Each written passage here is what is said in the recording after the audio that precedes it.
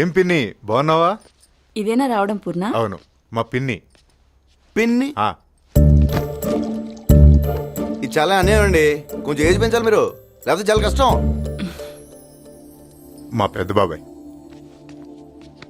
Hello sir. అన్నయ్య, మానస, నువ్వెప్పుడు వచ్చావే? నేను వచ్చి 1 వీక్ అయింది. ఈ డ్రెస్ ఏంటి, ఈ స్టైల్ ఏంటి?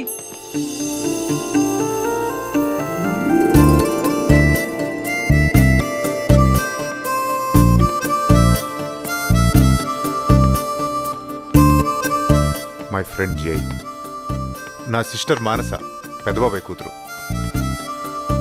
హాయ్.